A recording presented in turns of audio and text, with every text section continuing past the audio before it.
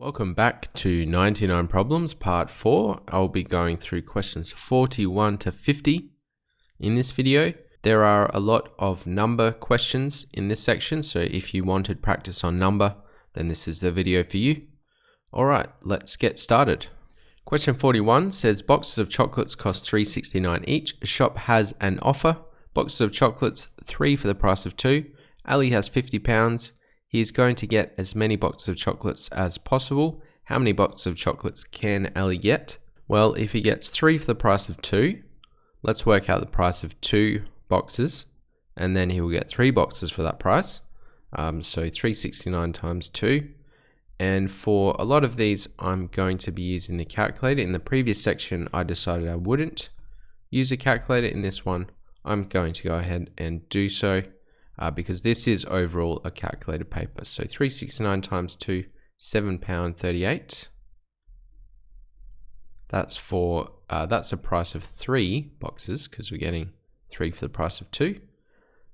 So then we could do £50 divided by that price to see how many lots of 738 goes into 50. So 50 divided by 7.38. Which would be 6. So we can't get 0.7 of a box, so this would be rounded down to 6. So let's go ahead and write this down, 6.7 whatever, which is 6 boxes. So we're not going to get 7 lots of that, we're going to get 6. And then let's work out how much those 6 boxes would cost. So we need to do 6 times 738. Okay, so 6 times 738, that gives us 44.28. And then, well, if one box costs $3.69, we can then buy another box on top of that. So 44.28 plus $3.69. Probably don't need a calculator for that, but why not? That's $47.97. Then we're not going to be able to afford another box on top of that. So our total is going to be, well, this actually wasn't 6 boxes, was it? This was, we got three boxes, so 3 lots of 6. This would be 18 boxes. Okay. And then we got 1 additional box on top of that, so this is going to be 19 boxes. So final answer there, 19. Okay, that's a weirdly difficult question to try to explain, although I don't think it's a particularly difficult question to actually do. Okay, next one. Question 42, the densities of 2 different liquids A and B are in the ratio 19 to 22. The mass of 1 centimeter cubed of liquid B is 1.1 grams. 5 centimeters cubed of liquid A is mixed with 15 centimeters cubed of liquid B to make 20 centimeters cubed of liquid C. Work out the density of liquid C. Alright, so remember your mass, density, volume triangle here. So this is saying mass is density times volume, and density equals mass divided by volume, and volume is mass over density, etc. So you get 3 different formulas out of that triangle. I think the main one we're going to use here is density equals mass divided by volume. So the first thing we could do here is to work out the density of liquid B. So density of liquid B is going to be the mass, 1.1, divided by the volume. So this is just going to be 1.1 divided by 1, which is 1.1 grams per centimeters cubed. Now our goal here is to work out the mass of liquid C because we have the volume of liquid C. In order to work out the density, we need the weight or the mass.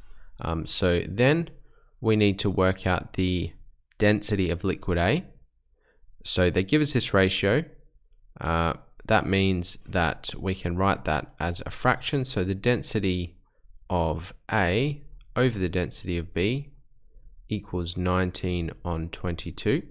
Now we have the density of B, we've just worked that out. So we can go ahead and work out the density of A. So therefore the density of A is going to equal 19 on 22 times 1.1. And well, this is kind of like 11 over 22, but let's go ahead and use our calculators anyways. So 19 on 22 times 1.1, and we get 0.95. So 0.95 grams per centimeters cubed. Okay, that's the density of A. Then we can work out the mass. So mass from this triangle is density times volume. So 5 centimeters cubed times the density of 0.95 is going to be, 5 times 0.95, that's 4.75 grams. And then the density, the mass of liquid B, 15 times 1.1, that's going to be 16.5 grams. Therefore, the mass of liquid C is going to be these two things added together. 16 plus 4, 20, this is going to be 21.25 grams. And then we can work out the density of C. We have the mass, we have the volume. That's going to be 21.25 divided by 20. Let's go ahead and work that out. 21.25 divided by 20. That gives us 1.0625. 1.0625 for our final density of liquid C. Okay, hopefully that all made sense. Question 43 says, on a farm, the number of cows and the number of sheep are in the ratio 6:5. The number of sheep and the number of pigs are in the ratio 2:1. The total number of cows, sheep, and pigs on the farm is 189. How many sheep are there on the farm? Okay, so what I want to do is to be able to combine these fractions. So let's go ahead and write these down. So this is going to be cows to sheep equals 6:5. And then sheep to pigs is going to be 2:1. So we have sheep in common between these two ratios, but the parts are not the same. So you can write an equivalent ratio for these so that the parts that is belonging to the sheep is the same number. So if I multiplied this by 2, this would be 12 to 10. Still the same ratio. It's an equivalent ratio. I've just multiplied it by 2. And then if I multiply this one by 5, I'll have 10 to 5. And then we have the sheep part of those ratios the same. Therefore, we can combine these two ratios and we can say cows to sheep to pigs is 12 to 10 to 5. Okay, then we have a combined ratio of all of the animals. And now we can say, well, the total parts here will be equal to the total number of animals. So if we add these together, 12 plus 10 plus 5, that's going to be 27 parts in total. And this equals 189. All right. Then we want to know how much 10 parts is worth. So you could perhaps do 1 part equals 189 divided by 27. The only number that this could possibly end in 9 with would be 7. 7 times 7 is 49. So I'm thinking 27 times 7, but let's go ahead and say 189 divided by 27. See what that is? We get 7. So 1 part is worth 7 animals. And then if we have 10 parts sheep, we'll say 10 parts. We need to multiply this by 10. This will be 70. So therefore, we must have 70 sheep on the farm, right? Because that's 10 parts of that ratio here. Okay, so that was question 43 for 3 marks. Okay, question 44 says a tin of varnish costs 15 pounds. A regular floor has dimensions 6 by 11. The floor is to be covered in varnish. Helen assumes that each tin of this varnish covers an area of 12 meters squared. Part A says, using Helen's assumption, work out the cost of buying the varnish for this floor. Alright, so let's work out the area of the floor. Well, 6 times 11, that's 66 meters squared. And then, well, I guess divide that by 12. 66 divided by 12. Well, 12 goes into 65 times. 6 is half 12, so it's going to be 5.5. And, well, you can't really buy half a tin of varnish. So if she wants 5.5 tins of varnish, she's going to have to buy 6 tins of varnish. So 6 tins of varnish multiplied by a cost of 15. 6 times 15, that's 90.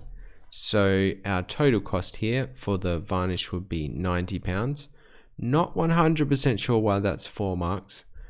Some of these questions are reminding me of older GCSE questions, and well, everybody knows the new GCSEs are a lot harder than the old ones. So perhaps this is from the older specification, not sure, but 4 marks there anyways. Part B says Helen finds that each tin of varnish covers less than 12 meters squared. Explain how this might affect the number of tins she needs to buy.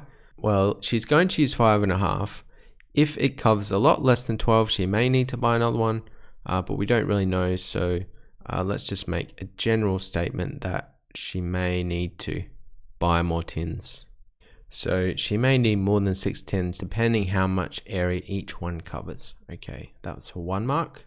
Question 45 says the shop sells pens at different prices.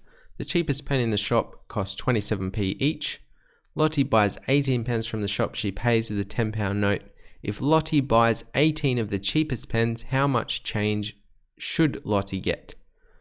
Okay, so I guess we just need to do 27 times 18.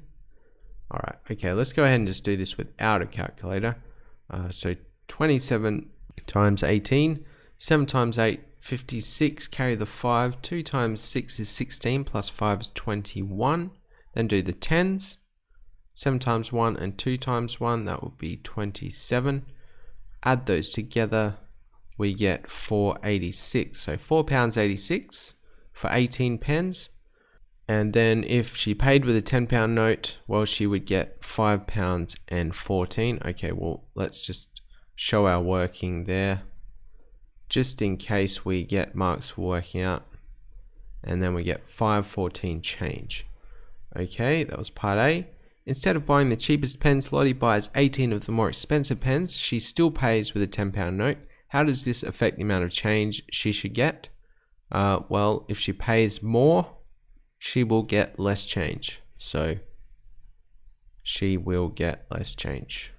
All right. Okay, on to the next question. 46. The diagram shows an oil tank in the shape of a prism. The cross section of the prism is a trapezium. The tank is empty. Oil flows into the tank. After 1 minute, there are 300 liters of oil in the tank. Assume that oil continues to flow into the tank at this rate. Work out how many more minutes it takes for the tank to be 85% full of oil, and assume that 1 meter cubed equals 1,000 liters. Right, okay. So, well, we'll have to work out the volume of this tank. So they tell us it's a prism. Therefore, any volume of a prism, you can work out the area of the face and then multiply it by the length. So the area of this trapezium, this face here, let's work that out first. Actually, let's just say the volume. Let's just say the volume will be the area of the trapezium. So AB times H divided by 2. And all of that is multiplied by the length of the prism. Okay, so then let's go and plug the values in. 1.4 plus 3. So this A and B here is the top and bottom sides. The H is the height of the trapezium. So 1.4 plus 3 times 2.4 divided by 2. And all of that is multiplied by the length, 2.5. Okay, let's go ahead and put that straight into a calculator. Let's do 1.4 plus 3 times 2.4 divided by 2, and then multiplied by 2.5. And so the final volume there is 13.2 meters cubed, because all of those measurements were in meters. All right, next step will be to work out 85% of that volume. So to work out 85% of something, we can multiply it by 0.85, or do 85 times that thing divided by 100, same thing. So 0.85 times 13.2, let's go ahead and do that. 0.85 times 13.2, 11.22. Then to work out the liters, we'll have to multiply this by 1000. So per 1 meter cubed. All right, so multiply that by 1000 and then take 300 because it says work out how many more minutes it takes, because after 1 minute we've already got 300 liters in the tank, so we can take away that 300 already in the tank. So we need to fill up an extra 10,920. So what I did there was 11.22 times 1000 take 300. This is 10,920 liters to go. And then because it's 300 liters per minute, divide this by 300, 10,920 divided by 300 to get the time in minutes. So divide that answer by 300 and we get 36.4 minutes. And it doesn't say to change that to seconds or round off or anything, so we can leave that answer as is, 36.4 minutes. And that was for 5 marks. Maybe a non-calculated question. I find that hard to believe though if that was non-calculator. But there you go, 5 marks for that question there. Then part B says the assumption about the rate of flow of the oil could be wrong. Explain how this could affect your answer to part A. Okay, well, if it was slower, a slower rate would increase the time. So a slow rate increases the time. If it was faster, then it would go faster, right? There'd be less time. So a faster rate decreases the time. So any answer along those lines, I'm sure would be fine. Okay, next question. 47 says, here's a list of ingredients for making 20 gingerbread men. All right, so you can have a look at that. Sue has these ingredients here. Sue wants to make 60 gingerbread men. She has not got enough of all the ingredients. Work out how much more of each ingredient she needs. Okay, well, if she wants to make 60, she'll have to multiply these by 3. I mean, you could probably do most of this in your head. 350 times 3, that would be 1050. Ground ginger times 330 grams, she has enough of that. 100 grams butter times 3, that would be 300, she has enough of that. Brown sugar times 3, 3 times 75, that's 225, she has enough of that, plus 300 as well. And then 60 grams syrup times 3, that would be 180, so she needs syrup, she needs flour, and clearly 3 times 1 is 3, so she needs eggs as well. So as I said, this is 1050 grams of flour, so she needs 50 grams extra, 1 kilogram being 1000 grams, so 50 grams of extra of flour. She had those ones. She needed 80 grams of syrup, 80 grams syrup, and then she needs 1 egg. Now, I'm really not 100% sure what working out they'd expect to see there.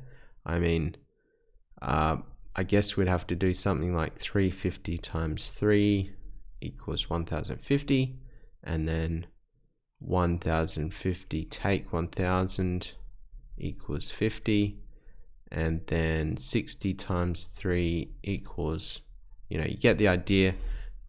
You have to show some working out. If it's a 4-mark question, you will be marked on the working out. So just keep that in mind in your exams. Next part says, on a different day, Sue wants to make 50 gingerbread men. She has no eggs. She works out she needs to buy an extra 3 eggs. Explain why she needs to buy at least 3 eggs. Well, okay, so 2 eggs will make 40 gingerbread men. Let's write that down. 2 eggs makes 40 gingerbread men. 2.5 would make 50, but you can't buy half an egg, so she needs to get 3. So something along those lines. Cannot buy half an egg. Okay, so cannot buy half an egg, so she must buy 3 eggs for 1 mark there. 48 says the diagram shows part of a wall in the shape of a trapezium. Karen is going to cover this part of the wall with tiles. Each rectangular tile is 15 centimeters by 7.5 centimeters. Tiles are sold in packs. There are 9 tiles in each pack. Karen divides the area of the wall by the area of the tile to work out an estimate for the number of tiles she needs to buy. Okay, makes sense. Part A says use Karen's method to work out an estimate for the number of packs of tiles she needs to buy. Alright, so let's go ahead and work out the area of this wall. Now we've got to be careful here because these are in meters and the tile measurements are in centimeters.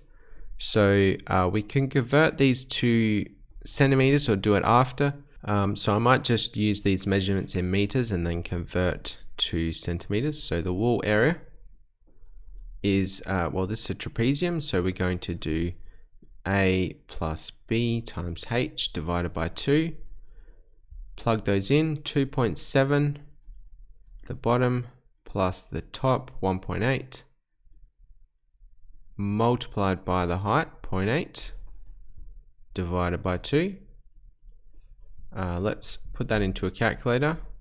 So 2.7 plus 1.8 multiplied by 0.8 and then divided by 2 is 1.8, and that's in meters, so that would be meters squared. Now to convert to meters squared, you might have found this actually easier to do to convert them to centimeters first, but if you want to change meters squared to centimeters squared, just think of a square meter. So if I did 1 meter by 1 meter, that would be 1 meter squared, but this would be 100 centimeters by 100 centimeters. That would be 10,000 centimeters squared. So if you want to change from meters squared to centimeters squared, you have to multiply by 10,000. So in this case, this is 18,000 centimeters squared. So again, maybe easier to convert to centimeters first and then work out the area. Anyways, then let's work out the area of one tile. So tile area, this will be, it's a rectangle, so 15 times 7.5, 15 times 7.5, see what that is, 15 times 7.5, that is 112.5, and that's in centimeters already. Okay, then in a pack, we would get 9 tiles, so the total area of a pack would be this area times 9. Let's go ahead and do that. We get 1012.5. 1012.5 total square centimeters of area in each pack of tiles. So if we divide the wall area by the area in the pack, we'd do 18,000 divided by 1,112. And see what we get. So 18,000 divided by that answer there, and we get 17.777. Okay, so 17.7 recurring. Well, she couldn't go into a shop and ask for 0.7 of a pack of tiles, so she'd have to buy 18 packs. So she'd have to round this up to 18 packs of tiles. So to answer the question, use Karen's method to work out an estimate for the number of packs of tiles she needs to buy. We would say 18 packs. Okay. Next part says Karen is advised to buy 10% more tiles than she estimated. Buying 10% more tiles will affect the number of tiles Karen needs to buy. Okay, that's kind of an obvious statement. She assumes she will need to buy 10% more packs of tiles. Is Karen's assumption correct? You must show your working. Alright, so if she buys 10% more tiles, well, if she buys 10% more, she would have 110% of 18 packs. Well, 10% of 18, 1.8, add that on, this would be 19.8 packs. But again, we have this problem, you can't buy 0.8 of a pack of tiles. Well, maybe in real life you could. I don't know, depends on what sort of person was working there, maybe they'd give you some, take some tiles out and reduce the price, who knows. But anyways, generally you probably can't buy 0.8 packs of tiles, so then she would have to buy 20 packs. So this is roughly, or she would have to round up to 20 packs. In that case, she needs to buy 2 more packs, right? So she was buying 18, now she has to buy 20, so she needs 2 more packs, which is more than 10%. Is her assumption correct? Well, her assumption was she needs to buy 10% more. Well, it's incorrect because she needs more than 10%. So let's just finish off by saying 2 more packs is more than 10%, so her assumption is incorrect.